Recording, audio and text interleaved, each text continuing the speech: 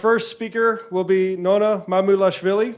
She's a former member of the Georgian parliament, and she is a co-founder of Gamzeri, which is a very active civil society organization that has been participating recently in the demonstrations.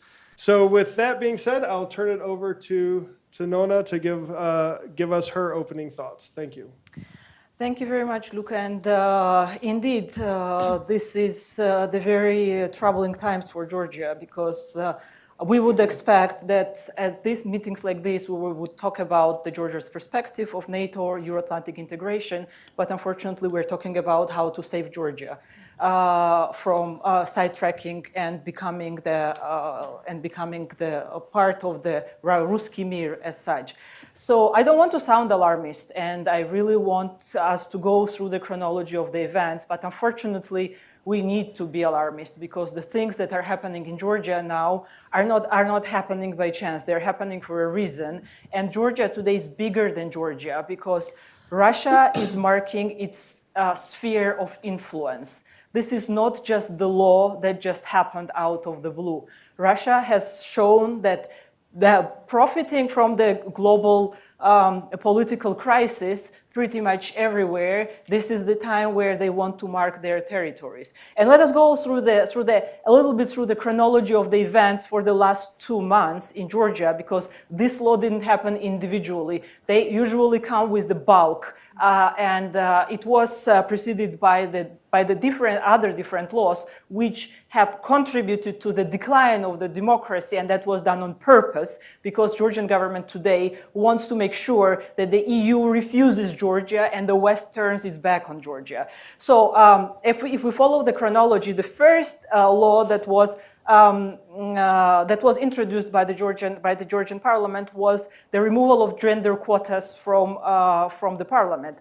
So the women are deprived of the opportunity to participate in the political process. So these quotas were introduced, and they were very important. Now we don't have them. So at the same time, when that was followed by the reintroduction of the foreign agents law, and we all remember that it was introduced last year, and they recalled it, promised never to come back. But as usual, their promises are worth nothing, and they came back with this law, and this time they were more determined than ever. So together with this law, they also introduced the tax holiday law for the offshore zones, where oligarchs are allowed, oligarchs can bring their money to Georgia without taxation. That does not happen by chance. They are preparing for sanctions, and Ivanishvili is preparing safe haven for the Russian sanctions, for the Russian oligarchs in Georgia. So turning Georgia into the gray zone. So I don't want to miss all the mess that they have created. So I have the changes in the election, in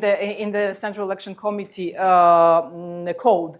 At the same time, now, right after overcoming the president's veto on the foreign agents bill, they introduced the so-called family values bill, which is in truth is the anti-LGBT LGBT law, which again shows that Georgian government is they're actually doing it. They're taking Georgia away from the democratic path. So the introduction of these laws, and particularly the foreign agent law, has 2 dimensions. One, as I said, it is symbolic, and another is practical. So symbolic part is marking the territory.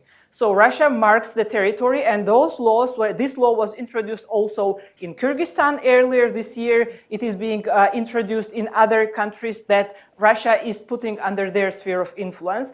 And the practical one is that we are going to the election period. So into the Georgian dream, and if we listen to what oligarch actually said on April 29th, they want to come to power. They want to keep the power. They want to come with the constitutional majority, which will allow them probably to remove the NATO aspirations that we have in the constitution. So for that, they need to prepare the ground to go into the election period with the conditions where there will be no local observers, there will be no critical voices. They will, and if we see what Russia did, they will follow the Putin's guidebook, and most probably those voices will be silenced. Not only the NGO community, but any critics, including media. They will go into the elections with the conditions where there will be minimum chances for them to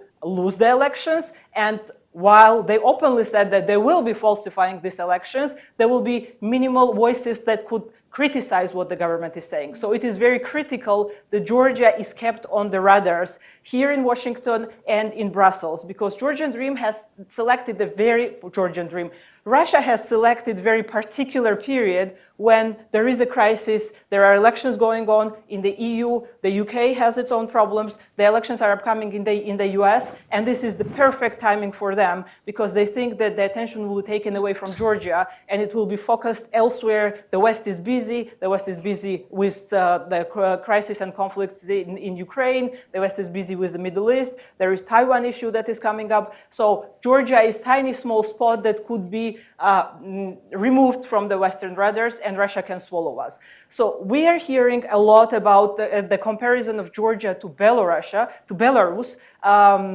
There is some sense in it, but again, it is a challenge. It is a challenge to compare Georgia to Belarus right now, because Georgia, in comparison to Belarus, has lived through the democracy. For the last 30 years, we fought for the democracy. My generation was pro-democracy, but those students, those young people who are on the streets today, they are not pro-European, they are European because they lived in the democratic, free country, and they know what it is to live in free and democratic country. So we fought to be the pro-Europeans, and we fought to take Georgia to Euro-Atlantic path. But these guys that are defending today, and those were the most uninvolved level of the uninvolved circle of the society. We were always asking where the students are, and now they showed that they know and they understand what the challenge, how challenging environment it is in Georgia, and how our existential future is in danger. So this is what we are seeing on the streets in Georgia.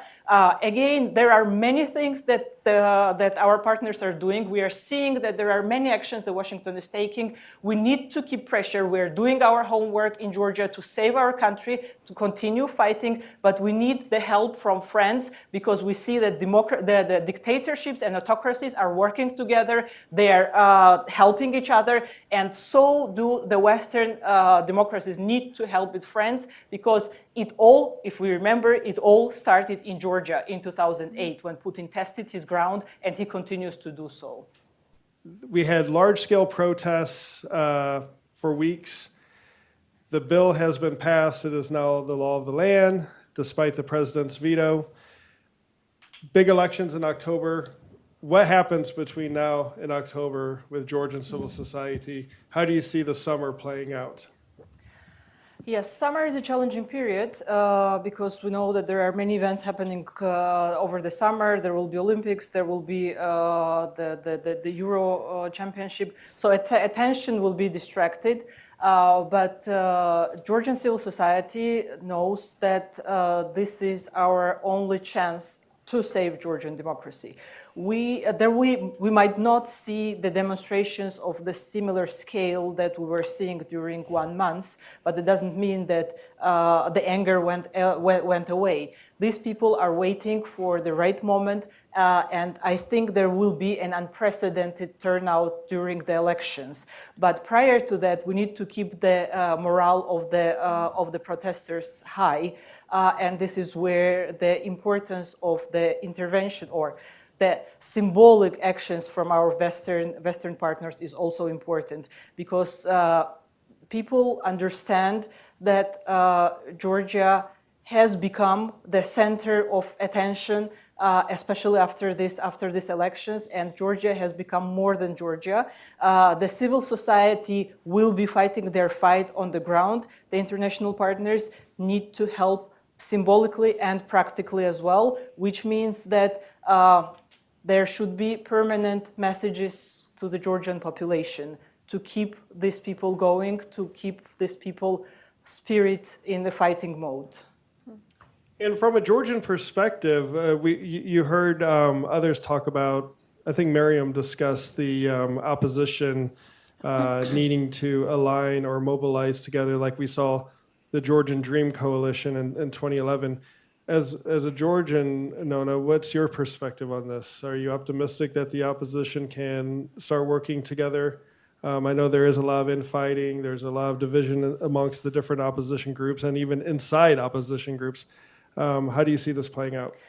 Yes, well, ironically, before they introduced the Foreign Agents Bill, I was rather pessimistic about the outcome of the elections. But with the events that developed during these 2 months, I think that the chances are very high of changing the government through the elections. And this is exactly the moment when the population can go and show how which way they see Georgia's future. Again, the Georgian dream provoked the most unprovoked layer of the society, the young generation, that is now determined to go to the elections. We have seen historically that they are not really participating in the elections that much. Now they will be there. They also say that they will be at every polling station and protecting their votes, which is also important because this mobilization showed that the civil society in Georgia has grown, especially the young generation who now understands the stakes for their future. So I think the chances of the opposition, collective opposition, no matter the setting, are very high. Again, we need to keep the morale up. And be it through the sanctions, the more participation from EU and the UK, because it's not only the US, we need more countries joining in. And actually targeted sanctions to those who participated in this criminal act, I cannot call it otherwise, in bringing Georgia back under the Russian influence, they have to be targeted specifically with the sanctions because they need to publicly be punished for what they're doing to the country. There's been a lot of talk about civil society, and that's all great. And there's talk about the various influences, but the big influence in the country is Bidzina Ivanishvili. The question is, what is the US government policy in getting to him now? I can only think of 3 people, because I know the man, that he would listen to, either former US or current, but he's the key. All this other stuff, it's important, and I wish the civil society all the success in the world. But I would suggest at a further date that you convene a panel that we can talk about American policy in Georgia over the years and how that contributed to what we see today. Because nobody wants to talk about that. They want to find the enemies with Georgia. Look at Russians and China are everywhere in that country. Yep. And so I would like to hear the panel and yourself about who and how the US government can go directly to this man and have some effect. I'll respond to the Ivanishvili question because we actually assume when we talk about Ivanishvili individually, yes, he certainly has a lot of power in Georgia, but we assume he's more sovereign than he really is. He is dependent on what Kremlin tells him. It's not his decision. He might have not wanted this law at all. He might have wanted to go into the elections quietly and peacefully, and they had all the conditions to go into the elections quietly and peacefully and have the majority, maybe not constitutional, but majority in the elections. But they decided to come with this law out of the blue and start the crisis. So it's not entirely Ivanishvili's decision. He plays a role, certainly, but I don't know what will... So he has a dilemma between being Novichoked or having his money frozen. So I think, for him, the choice is very obvious. Either he will save his money, but may risk something else. And on the other side, they usually don't give him carrots. That usually Russia never comes with the carrots. They come with the sticks. So he knows what to expect from Russian side. I don't think, and again, I don't think he is sovereign in his decisions. And talking to him to influence his decisions regarding Georgia may slightly prolong the process, but he is out there to turn Georgia into Belarus. I think Ivanishvili project was the most successful special operation Russia has done in the former Soviet space. So I really don't, I mean, maybe... Make a more peaceful election. Peaceful election or not, when Russia is there, and Russia will see the threat to their government, I don't think they need much reason to do something that they are usually doing. I don't think Russia is unpredictable in what they can do, and they have done. Thank you to our online viewers for tuning in. If you're interested in learning more about what Hudson Institute does, please check out our website at hudson.org. Thank you. Thank you.